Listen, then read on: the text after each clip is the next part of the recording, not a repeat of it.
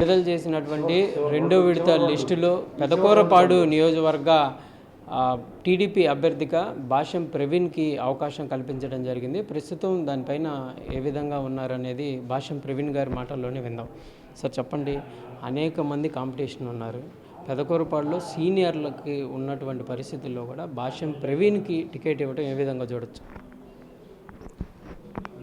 ముందుగా తెలుగుదేశం పార్టీ తరపున పెదకూరపాడు అసెంబ్లీ అభ్యర్థిగా నన్ను నియమించినందుకు మా జాతీయ పార్టీ అధ్యక్షులు శ్రీ నారా చంద్రబాబు నాయుడు గారికి నా కృతజ్ఞతలు.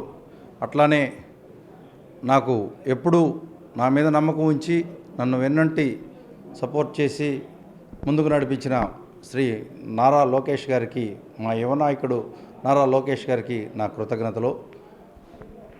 తెలుగుదేశం పార్టీ తరపున గతంలో ఈ నియోజకవర్గానికి శ్రీధర్ గారు 2 సార్లు ఎమ్మెల్యేగా పనిచేశారు, ఒకసారి ప్రతిపక్ష నాయకుడిగా పనిచేశారు ఆ నియోజకవర్గంలో.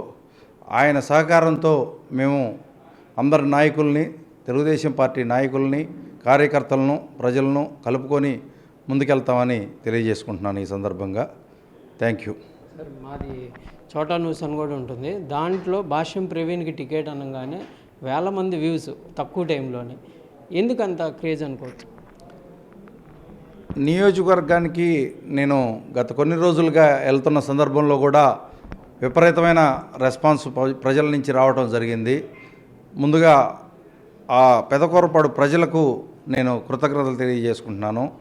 ఎందుకంటే పార్టీ కూడా రకరకాల సర్వే చేసి రకరకాల అంశాలు పరిశీలించి ఈ సీటు నాకు కేటాయించడం జరిగింది.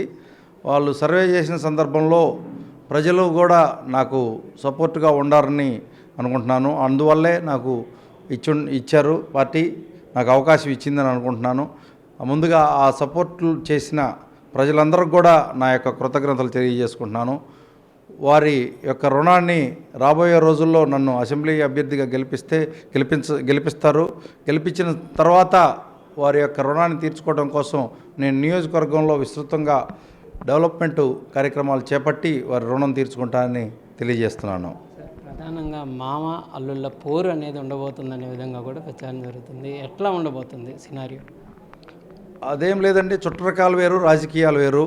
ఇక్కడ బంధుత్వాలకి ఏమీ చోటు ఉండదు. పార్టీ వాళ్ళ పార్టీ వేరు, మా పార్టీ వేరు.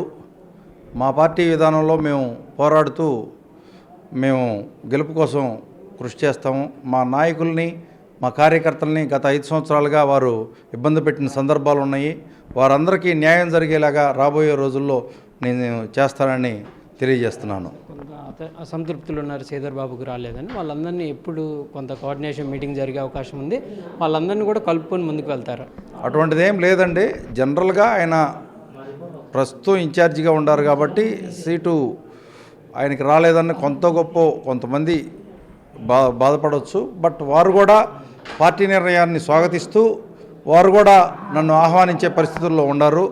దానికి ఎటువంటి ఇబ్బంది లేదండి. నేను వారందరితో మాట్లాడటం జరిగింది. ఇప్పుడే నాకు పార్టీ అనౌన్స్ చేయంగానే నేను మొట్టమొదటిసారిగా ముందు శ్రీధర్ గారిని కలవటం, నేను వారి యొక్క ఆశీర్వచనాలు తీసుకోవటం, వారు నాకు సహకరిస్తారని చెప్పడం అన్నీ జరిగినాయండి.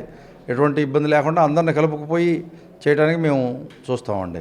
ఎలక్షన్ క్యాంపెయిన్ సంబంధించి మొదటి మీటింగ్ అంటే అభ్యర్థిగా ప్రకటన తర్వాత ఎప్పుడు ఉండబోతుంది నియోజకవర్గాల్లో?